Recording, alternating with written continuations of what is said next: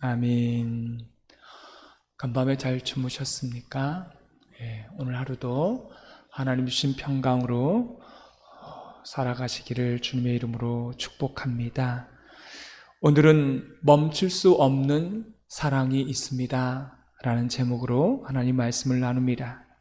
우리 다시 한번 우리 5절 말씀을 읽도록 하겠습니다. 근심하게 한 자가 있었을지라도 나를 근심하게 한 것이 아니요 어느 정도 너희 모두를 근심하게 한 것이니 어느 정도라 함은 내가 너무 지나치게 말하지 아니하려 함이라. 아멘. 이걸 원문으로 보면 이렇습니다. 내가 그렇게 편지를 쓰고 하나님께서 역사하셨는데도, 하나님께서 일하셨는데도 불구하고 너희들 징그럽게 안 바뀌는구나 라고 하는 그런 내용입니다. 내가 그렇게 너희들에게 사랑하는 마음을 가지고 예의를 가지고 다해서 너희들을 그렇게 책망했는데 징그럽게 안 바뀐다 라고 하는 뜻입니다. 그래서요, 너희들이 근심거리가 되었다라는 것입니다. 여러분, 사도 바울이 얼마나 위대한 사람입니까? 위대한 사도입니까? 그가 고린도 전서를 통해서 편지를 썼다라면 바뀌어야 되지 않겠습니까? 근데 안 바뀌더라는 것입니다. 예수님은 어떠하셨습니까? 예수님께서 직접 설교를 하셨는데도 그 설교를 들은 사람들은 안 바뀌었습니다. 제자 중에도 있었고 회중에게도 있었습니다. 결국 그 회중이 어떻게 했습니까? 설교를 직접 들은 회중이 예수님을 못 박아 죽이지 않았습니까? 그렇게 예수님께서 설교를 하시고 많은 이적을 보여주셨지만 그들은 징그럽게도 사람이 바뀌지 않았다라고 하는 것입니다. 여러분, 우리도 마찬가지 아닙니까? 우리도 그렇게 하나님의 말씀을 많이 받고 또 은혜를 많이 받고 하나님의 살아계심을 경험하였지만 안 바뀐 사람 중에 한 사람이 우리 아닙니까? 그렇다면 우리는 어떤 방식을 통해서 신앙생활을 해야 할까요? 궁금하지 않습니까? 성경은 참 기가 막히게 이런 내용들을 2000년 전에 편지를 통해서 다 담아내고 있습니다. 오늘 6절은 이렇게 말씀하십니다. 우리 다 같이 읽겠습니다. 이러한 사람은 많은 사람에게서 벌 받는 것이 마땅하도다.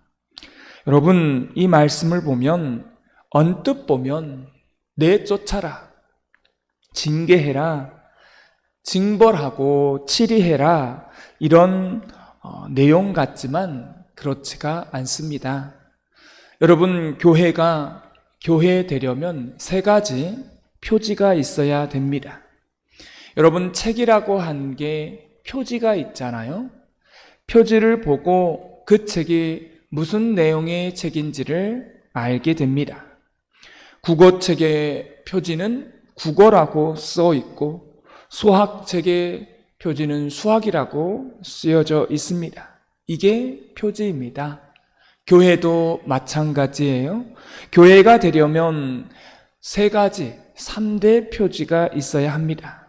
아마 이런 얘기를 처음 들어보셨을 것입니다. 첫 번째는 진리의 말씀이 선포되어져야 교회가 교회인 것입니다. 말씀이죠. 말씀이라는 표지가 교회가 보여져야 되고 그 말씀이 선포되어질 때 교회인 것입니다. 개혁교회의 가장 중요한 것은 이 진리의 말씀의 표지입니다. 그리고 2번째는 거룩한 성례가 있어야 합니다. 여러분, 성례가 뭔지 아시죠? 입교와 세례, 성만찬 이런 것이 성례입니다. 이런 성례가 있어야 교회가 되는 것입니다. 선교단체는 세례를 줍니까? 안 줍니까? 선교단체요? 안 줍니다. 그래서 교회가 아니에요. 엄밀하게 말하면 선교단체는 교회가 아닌 것입니다. 그래서 거룩한 성례가 있어야 교회가 되는 것입니다. 세 번째가 중요합니다. 교회는 징계가 있어야 합니다. 징계와 치리가 있어야 교회됨의 표지가 되는 것입니다. 교회는 이렇게 3대 표지가 있습니다. 말씀과 성례와 징계가 있어야 하는 것이죠. 여러분, 한국교회는 이걸 잃어버렸습니다. 징계, 치리를 잃어버렸다는 것이죠. 교회가 교회다워지지 않게 되어가고 있다는 것이죠.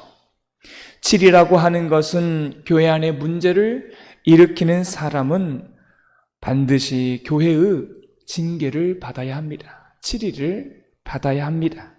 근데 놀라운 것은 요즘은 교회가 치리가 사라졌습니다. 치리를 해도 말을 듣지 않아요. 치리를 하면 어떻게 됩니까? 그걸 받아들이지 않아요. 그러면 뭐라고 말을 해요? 교회가 치리를 하면 여기만 교회냐? 여기만 교회냐? 옆에도 교회 있고 또 내가 아는 교회에도 있고 내가 거기 가면 됐지. 내가 여기서 왜 치리를 받느냐? 라고 하면서 말을 듣지 않는 것입니다. 진짜 교회는 진짜 문제가 있어서 치리를 받으면 기꺼이 그것을 받아들이고 교회 안에서 회개하고 회복하는 모습을 보여주어야 그게 진짜 교회입니다. 그래서 오늘 본문은요, 강력하게 내쫓아라, 징계를 해라, 처벌을 해라, 이런 원문이 아닙니다. 오늘 본문의 많은 사람들에게 벌을 받는 것이 마땅하도다 라고 하는 이 말은 이런 거예요. 교회 안에 보면 목회자를 근심하게 하는 사람이 있습니다. 그렇죠? 목회자가 생각할 때 참 근심이 많게 됩니다. 그런 사람이 있습니다.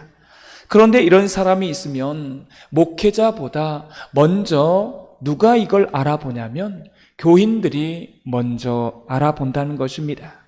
그 사람을 보고 이러는 거예요. 안 됐다, 안 됐어. 어떻게 예수님을 믿어도 저렇게 믿냐? 어떻게 중직자가 돼가지고 저렇게 사냐? 나 같으면 저렇게 안 산다. 죽을 때 나는 저렇게 안 죽는다. 이렇게 속으로 생각한다는 것입니다. 중요한 것은 그것 자체가 벌이라는 것입니다. 이게 원문의 뜻이에요. 근데 문제는 뭐예요? 사람들은 다 아는데 본인만 모르는 것입니다. 여러분, 효도도 마찬가지입니다. 효도하면 복을 받는 게 아닙니다. 여러분, 효도 자체가요, 상이에요. 할렐루야. 여러분, 불효하면 하나님께 벌 받는다. 그게 아닙니다. 불효 자체가 벌이었던 것입니다. 우리의 인생도 마찬가지입니다. 여러분, 장례식장에 가면 두 가지 반응이 나옵니다. 할 말이 많은 그런 성도가 있어요. 돌아가신 분을 생각하면서 은혜를 말합니다. 이분이 교회에서 성도를 위해서 많은 일을 했습니다. 나도 죽을 때 저분처럼 죽고 싶습니다. 이런 말을 장례식장에서 한다라는 것입니다. 그게 그 사람에게 복인 것입니다. 근데 어떤 장례식을 가면 진짜 안 가고 싶은 장례식이 있습니다. 그리고 억지로 가도요, 할 말이 없습니다. 이분의 죽음을 놓고 할 말이 없는 거예요. 그리고 마음속에 떠오르는 생각이 하나 있죠. 하나님, 제발 저는 저렇게 살다 죽지 않게 하옵소서. 이게 그 사람에게 이미 벌이라는 것입니다. 이미 벌이 내려진 거예요. 저와 여러분이 따로 징계를 하지 않아도, 벌을 내리지 않아도 이 사람은 이미 벌을 받았다라는 것입니다. 여러분, 이게 맞나요? 틀리나요? 맞죠? 여러분, 성경의 원문 자체가 오늘 우리가 읽은 이 말씀이 이런 뜻이었던 것입니다. 나는 절대로 저런 목사처럼 살고 싶지 않아. 그게 그 목사의 벌이었던 것입니다. 나는 절대로 저 장로님처럼, 저런 권사님처럼 남고 싶지 않아. 그게 그 장로님 권사님에게 내려진 벌이었던 것입니다. 그래서 여러분이 징계를 하거나 벌 내리려고 너무 하지 마십시오. 이미 하나님이 다 아십니다. 할렐루야. 이걸 다 아는 사람은 영적으로 살아있는 사람입니다. 그런 사람들은 변화가 되고 역사가 일어나게 되는 거예요. 왜요? 그 벌을 받지 않으려고 하기 때문입니다. 오늘 말씀의 본문이 이런 이야기인 것이죠. 그리고 그 다음 7절을 쭉 보면 차라리 용서하고 위로하라고 말씀하고 있습니다. 여러분, 이 말을 하면 그럼 무조건 용서하라 라고 하는 그런 얘기가 아닙니다. 여러분, 기독교의 용서는 모든 원문에도 다 한 가지 공통점이 있습니다. 용서라고 하는 단어는 반드시 회개가 전제로 담겨져 있습니다. 여러분, 한번 생각해 보세요. 용서를 했는데 이 사람이 회개하지 않았어요. 그럼 변화가 안 된 거잖아요? 아무 소용이 없는 것입니다. 하나님은 그런 용서를 하신 적이 없습니다. 반드시 하나님의 용서에는 그 사람을 변화시키는 과정이 반드시 있습니다. 내가 문제가 있나 보다, 내가 허물이 있나 보다, 내가 죄가 있나 보다, 이걸 영적으로 깨닫게 됩니다. 그리고 그런 사람들에게 하나님의 용서와 위로가 주어지는 것입니다.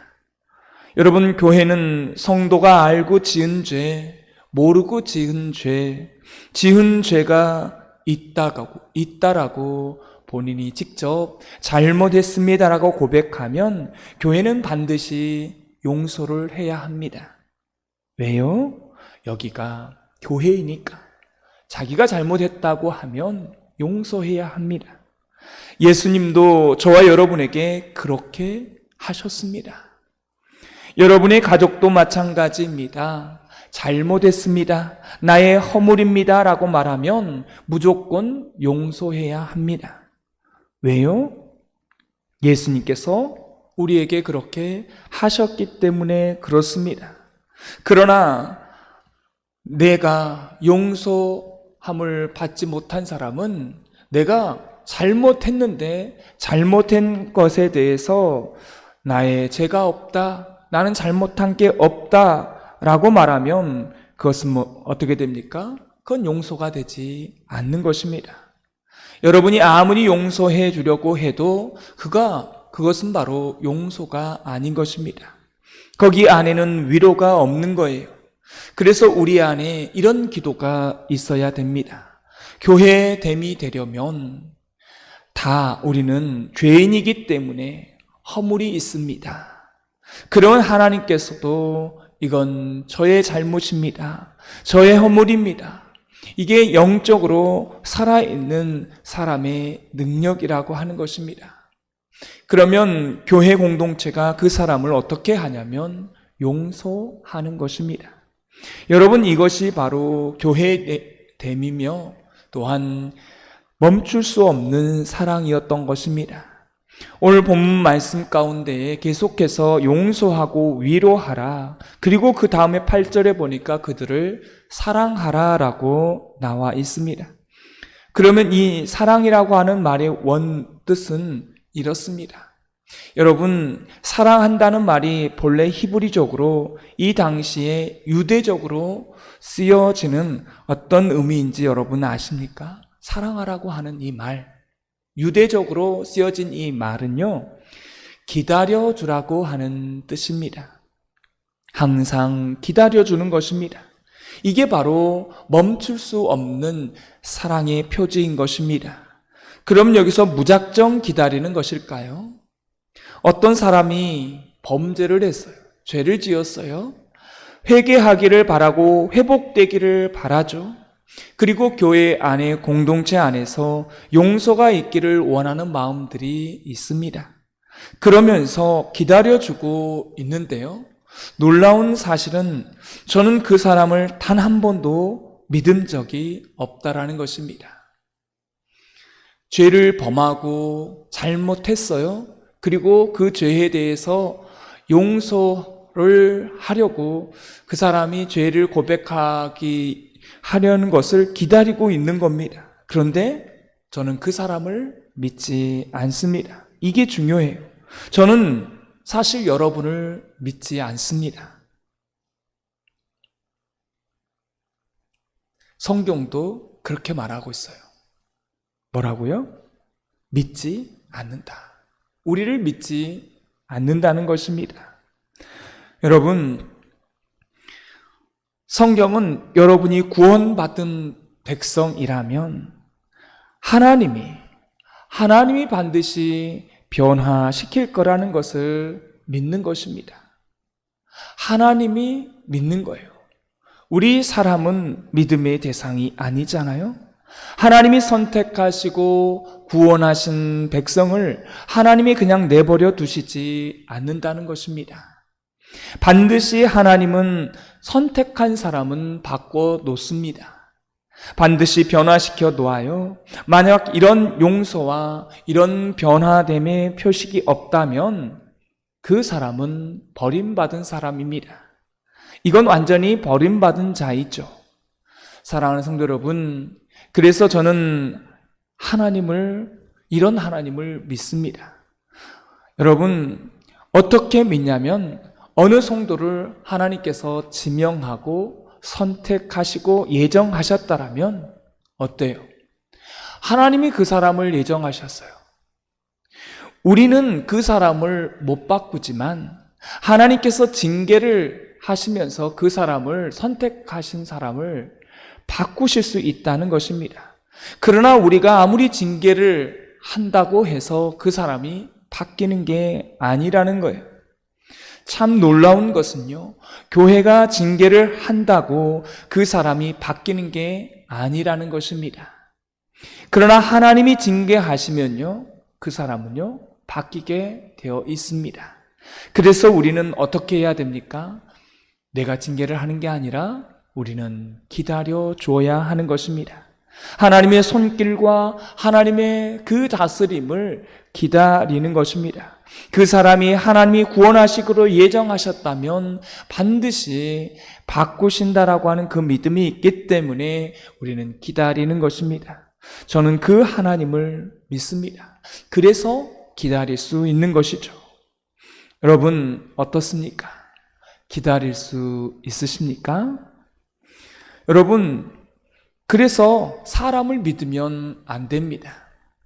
그 사람을 믿고 기다리면 어떻게 될까요? 우리는 실패합니다. 누구를 믿어야 된다고요? 하나님을 믿어야 돼요. 하나님이 만약 그 사람을 예정하시고 선택했다라면 그 사람은 반드시 바뀐다. 그래서 우리는 기다려줘야 한다라는 것입니다. 여러분, 이 믿음을 가지고 있는 사람이 기다려주는 것이고 이 기다림이 사랑이라고 하는 것입니다. 그런데요, 여러분, 그냥 무작정 기다리고 저 사람이 무엇인가 하겠지, 여러분, 이게 사실은 아니었다라는 것입니다. 그냥 우리가 무작정 기다리는 것이 아니라 어떤 마음으로 기다린다고요? 하나님께서 그 사람을 선택하셨다라면 바꾸시고 변화시킬 거라는 그 믿음을 가지고 기다리는 것입니다. 구원받은 백성이 맞다라면 오늘 11절을 결론을 말하고 있어요. 사탄의 시험에 넘어가지 말고 사탄의 계략을 알라라고 나와 있습니다. 오늘 본문에 나와 있는 이 사탄의 계략이 무엇입니까? 아까 말씀을 드렸어요.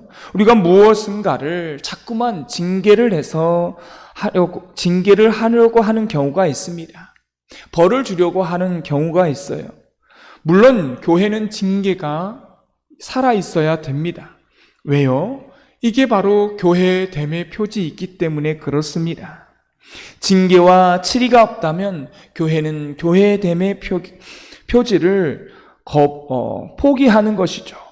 근데 진짜 사탄의 계략이 있어요. 사탄이 무슨 마음이 있냐면 내가 잘못했다는 사실을요 끝까지 뭐예요?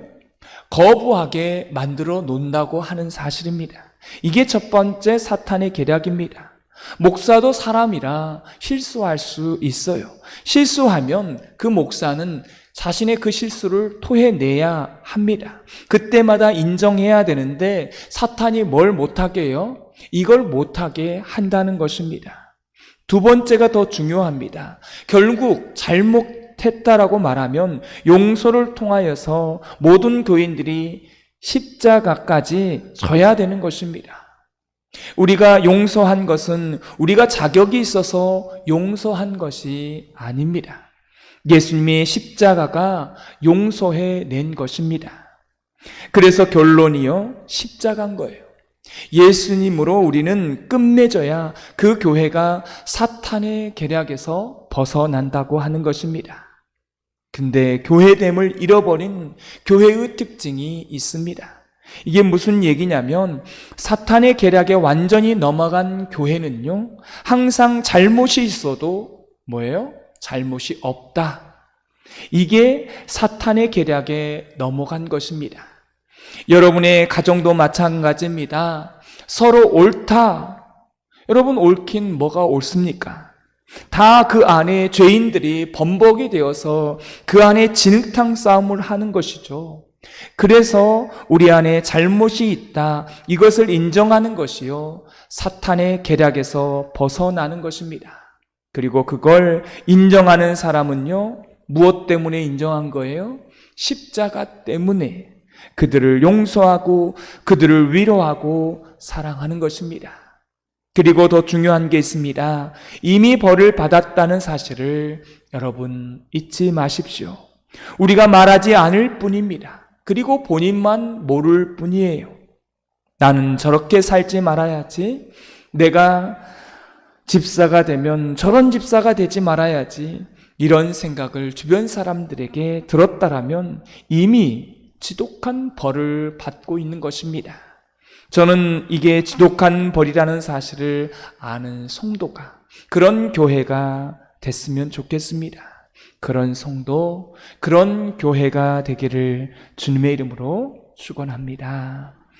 오늘 말씀의 느낌과 깨달은 점을 적어보시고 해야 될 것과 하지 말아야 할 것을 한 가지 적어보시고 이 말씀대로 사는 하루가 되게 달라고 기도하는 시간 갖겠습니다.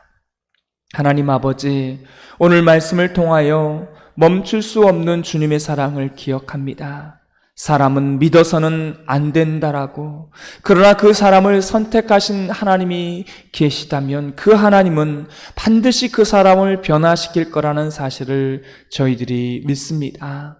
하나님, 이 믿음을 가지고 기다려줄 줄 아는 멈출 수 없는 사랑의 백성들이 되게 하여 주옵소서. 예수님의 이름으로 기도드리옵나이다. 아멘. 하늘에